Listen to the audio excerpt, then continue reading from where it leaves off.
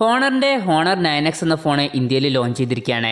ഇന്ത്യയിൽ വളരെ പോപ്പുലർ ആയിരുന്ന ഹോണർ 8X എന്ന ഫോണിൻ്റെ സക്സസറായിട്ടാണ് ഹോണർ 9X വരുന്നത്.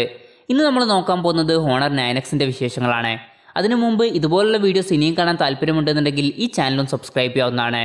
പിന്നെ അടുത്തൊരുന്ന ഒരു ബെല്ലൈക്കണും കൂടി എനേബിൾ ചെയ്ത് വെച്ചാൽ ഞാൻ വീഡിയോസ് അപ്ലോഡ് ചെയ്യുമ്പോൾ തന്നെ നിങ്ങൾക്കതിൻ്റെ നോട്ടിഫിക്കേഷൻ ലഭിക്കുന്നതായിരിക്കും.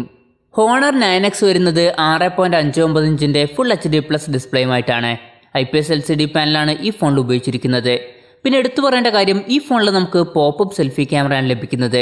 ഈ ഒരു പ്രൈസ് റേഞ്ചിൽ വേറെ ഫോണുകളിലൊന്നും തന്നെ നമുക്ക് പോപ്പപ്പ് സെൽഫി ക്യാമറ എന്നുള്ള ഫീച്ചർ ലഭിക്കുന്നില്ല. പിന്നെ ഈ ഫോണിൽ ഏകദേശം 91% സ്ക്രീൻ ടു ബോഡി റേഷ്യോ നമുക്ക് ലഭിക്കുന്നുണ്ട്. പിന്നെ വീഡിയോസൊക്കെ കാണുമ്പോൾ ഒന്നും കൂടി ബെറ്റർ ആയിട്ടുള്ള ഡീറ്റെയിൽസും അതുപോലെ കളർ കോൺട്രാസ്റ്റ് ഒക്കെ ലഭിക്കാൻ വേണ്ടിയിട്ട് എൻഹാൻസ്ഡ് ഡൈനാമിക് റേഞ്ച് എന്ന് പറഞ്ഞിട്ടുള്ള ഒരു ഫീച്ചർ കൊടുത്തിട്ടുണ്ട്. പിന്നെ കണ്ണിനൊക്കെ ഹാംഫുൾ ആയിട്ടുള്ള ബ്ലൂ ലൈറ്റ് ഫിൽറ്റർ ചെയ്യാൻ കഴിയുന്ന TUV റൈലൻ സർട്ടിഫൈ ചെയ്തിട്ടുള്ള ഡിസ്പ്ലേ ആണ് ഈ ഫോണിൽ കൊടുത്തിരിക്കുന്നത്. പിന്നെ ഫോണിൻ്റെ ബാക്ക് കവറിനെ പറ്റി പറയുകയാണെങ്കിൽ 3D കർവ്ഡ് ബാക്ക് പാനലുമായിട്ടാണ് ഈ ഫോൺ വരുന്നത്. പിന്നെ ഫോണിൻ്റെ ബാക്കിൽ ലൈറ്റൊക്കെ തട്ടുമ്പം ഒരു X ഷേപ്പിലുള്ള ഡിസൈൻ നമുക്ക് കാണാൻ കഴിയും. കമ്പനി ഒരു ഡിസൈനിനെ ഡൈനാമിക് X ഡിസൈൻ എന്നാണ് വിളിക്കുന്നത്. പിന്നെ sapphire blue, mid night black എന്നീ 2 കളറുകളിലാണ് ഈ ഫോൺ നമുക്ക് ലഭിക്കുന്നത്. പെർഫോമൻസിനെ പറ്റി പറയുകയാണെങ്കിൽ കിരിൻ 710F എന്നുള്ള പ്രോസസ്സറുമായിട്ടാണ് ഈ ഫോൺ വരുന്നത്. ഹോണർ 8X എന്നുള്ള ഫോണിൽ കണ്ടിട്ടുള്ള കിരിൻ 710 എന്നുള്ള പ്രോസസ്സറിന് ചെറിയ മാറ്റങ്ങൾ മാത്രം വരുത്തിയിട്ടുള്ള ഒരു പ്രോസസ്സറാണ് കിരിൻ 710F എന്നുള്ളത്. ഈ ഒരു പ്രൈസ് റേഞ്ചിൽ വളരെ മികച്ച പ്രോസസ്സറൊന്നുമല്ല ഇത്. തരക്കേടില്ലാത്ത ആവറേജ് ആയിട്ടുള്ള ഒരു പ്രോസസ്സർ മാത്രമാണ് കിരിൻ 710F എന്നുള്ളത്. പിന്നെ ഇത് കുറച്ച് പഴയ പ്രോസസ്സറുമാണ്. ഹോണർ 9X ചൈനയിൽ റിലീസ് ചെയ്തത് കിരിൻ 810 എന്നുള്ള പ്രോസസ്സറുമായിട്ടാണ്. ഇത് അത്യാവശ്യം പവർഫുൾ ആയിട്ടുള്ള പ്രോസസ്സറാണ്. അപ്പോൾ ഇന്ത്യൻ വെർഷനിൽ പഴയ കിരിൻ 710F എന്നുള്ള പ്രോസസ്സറിന് പകരം ചൈനയിലേതുപോലെ കിരിൻ 810 എന്നുള്ള പ്രോസസ്സർ ലഭിച്ചിരുന്നെങ്കിൽ നന്നായേനെ എന്നാണ് എൻ്റെ അഭിപ്രായം. ഈ ഫോണിൻ്റെ ബേസ് വേരിയൻറ്റിൽ നമുക്ക് 4GB റാമാണ് ലഭിക്കുന്നത്. 6GB റാമുമായിട്ട് വരുന്ന മറ്റൊരു വെർഷനും വരുന്നുണ്ട്. 2 വെർഷൻസിലും നമുക്ക് 128GB ഇൻറ്റേർണലാണ് ലഭിക്കുന്നത്. ഇനി മെമ്മറി എക്സ്പാൻഡ് ചെയ്യണമെന്നുണ്ടെങ്കിൽ ഹൈബ്രിഡ് സിം സ്ലോട്ടുമായിട്ടാണ് ഈ ഫോൺ വരുന്നത്. അതായത് ഒരു മെമ്മറി കാർഡ് യൂസ് ചെയ്യണമെന്നുണ്ടെങ്കിൽ നമുക്കൊരു സിം മാത്രമേ യൂസ് ചെയ്യാൻ കഴിയുള്ളൂ. പിന്നെ UFS 2.1 സ്റ്റോറേജ് ടൈപ്പുമായിട്ടാണ് ഈ ഫോൺ വരുന്നത്. ഗെയിമിംഗ് എക്സ്പീരിയൻസ് ഒക്കെ ഒന്നും കൂടി മെച്ചപ്പെടുത്താൻ വേണ്ടിയിട്ട് GPU ടർബോ 3.0 എന്നുള്ള ഫീച്ചർ കൊടുത്തിട്ടുണ്ട്. പിന്നെ സിമ്മിൻ്റെ നെറ്റ്വർക്കൊക്കെ ഒന്നുകൂടി മെച്ചപ്പെടുത്താൻ വേണ്ടിയിട്ട് AI സിഗ്നൽ എൻഹാൻസർ എന്നുള്ള ഫീച്ചറും കൊടുത്തിട്ടുണ്ട്.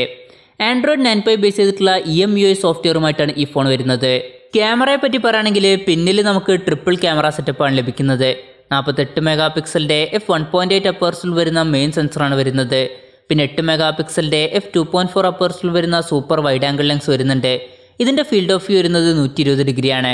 പിന്നെ 2 മെഗാപിക്സലിൻ്റെ f2.4 അപ്പേഴ്സിൽ വരുന്ന ഒരു ഡെപ്ത് സെൻസറും വരുന്നുണ്ട്. പിന്നെ ക്യാമറ പെർഫോമൻസ് ഒക്കെ ഒന്നും കൂടി മെച്ചപ്പെടുത്താൻ വേണ്ടിയിട്ട് ഓട്ടോ അൾട്രാ ഹൈ ISO എന്ന് പറഞ്ഞിട്ടുള്ള ഒരു ഫീച്ചർ കൊടുത്തിട്ടുണ്ട്. പിന്നെ ലോ ലൈറ്റ് പെർഫോമൻസ് മെച്ചപ്പെടുത്താൻ വേണ്ടിയിട്ട് AIS സൂപ്പർ നൈറ്റ് ഷോട്ട് എന്ന് പറഞ്ഞിട്ടുള്ള ഒരു ഫീച്ചറും കൊടുത്തിട്ടുണ്ട്. ഫ്രണ്ടിൽ നമുക്ക് 16 മെഗാപിക്സലിൻ്റെ f2.2 അപ്പേഴ്സിൽ വരുന്ന സെൽഫി ക്യാമറയാണ് ലഭിക്കുന്നത്. നേരത്തെ പറഞ്ഞ പോലെ ഈ ഫോണിൽ നമുക്ക് പോപ്പപ്പ് സെൽഫി ക്യാമറയാണ് ലഭിക്കുന്നത്. ബാറ്ററിയെ പറ്റി പറയുകയാണെങ്കിൽ ഈ ഫോണിൽ നമുക്ക് 4000 mAh ബാറ്ററിയാണ് ലഭിക്കുന്നത്. പിന്നെ ഈ ഫോണിൻ്റെ ഒരു പ്രശ്നമായിട്ട് എനിക്ക് തോന്നിയത് ഈ ഫോണിൽ ഫാസ്റ്റ് ചാർജിങ് സപ്പോർട്ട് ചെയ്യുന്നില്ല. 10 വാട്ടിൻ്റെ ചാർജിങ് സ്പീഡാണ് നമുക്ക് ലഭിക്കുന്നത്. ഇപ്പോൾ 8000-9000 രൂപ പ്രൈസ് റേഞ്ചിൽ വരുന്ന ഫോണുകളിൽ വരെ ഫാസ്റ്റ് ചാർജിങ് സപ്പോർട്ട് ചെയ്യുന്നുണ്ട്. അപ്പോഴാണ് ഈ ഫോൺ ഫാസ്റ്റ് ചാർജിങ് സപ്പോർട്ട് ഇല്ലാതെ വരുന്നത്. പിന്നെ Type-C ചാർജിങ് പോർട്ടാണ് ഈ ഫോണിൽ ഉപയോഗിച്ചിരിക്കുന്നത്. ഈ ഫോണിൻ്റെ SAR വാല്യൂ വരുന്നത് 0.78 ആണ്. പിന്നെ ഈ ഫോണിൻ്റെ വിലയെ പറ്റി പറയുകയാണെങ്കിൽ 4GB റാം വെർഷൻ്റെ വില വരുന്നത് 13,999 രൂപയാണ്. പിന്നെ ലോഞ്ച് ഓഫറായിട്ട് ജനുവരി 19 തന്നെ ഈ ഫോൺ നമ്മൾ മേടിക്കുകയാണെന്നുണ്ടെങ്കിൽ ഈ ഫോണിൻ്റെ 4GB റാം വെർഷൻ നമുക്ക് 12,999 രൂപയ്ക്ക് ലഭിക്കും. പിന്നെ 6GB റാം വെർഷൻ്റെ വില വരുന്നത് 16,999 രൂപയാണ്. ജനുവരി 19 മുതൽ ഫ്ലിപ്കാർട്ട് വഴിയാണ് ഈ ഫോണിൻ്റെ സെയിൽ സ്റ്റാർട്ട് ചെയ്യുന്നത്. പിന്നെ ICICI ബാങ്കിൻ്റെയും അതുപോലെ കൊഡാക് ബാങ്കിൻ്റെയും കാർഡ് യൂസ് ചെയ്യുകയാണെന്നുണ്ടെങ്കിൽ 10% ക്യാഷ് ബാക്ക് നമുക്ക് ലഭിക്കും. അപ്പോൾ ഓവറോൾ പറയുകയാണെന്നുണ്ടെങ്കിൽ ഏറ്റവും കുറഞ്ഞ പ്രൈസ് റേഞ്ചിൽ പോപ്പപ്പ് സെൽഫി ക്യാമറ എന്നുള്ള ഫീച്ചർ ഈ ഫോണിലാണ് നമുക്ക് ലഭിക്കുന്നത്. എന്നാലും ഈ ഫോണിൽ ഫാസ്റ്റ് ചാർജിങ് സപ്പോർട്ട് ചെയ്യുന്നില്ല എന്നുള്ളൊരു പ്രശ്നം വരുന്നുണ്ട്. പിന്നെ കുറച്ച് പഴയ കിരിൻ 710F എന്നുള്ള പ്രോസസ്സറാണ് ഈ ഫോണിൽ ഉപയോഗിച്ചിരിക്കുന്നത്. ഫാസ്റ്റ് ചാർജിങ് സപ്പോർട്ട് ചെയ്യുന്നില്ല, അതുപോലെ പഴയ പ്രോസസ്സറാണെന്നുള്ളതൊന്നും വലിയ പ്രശ്നമല്ല.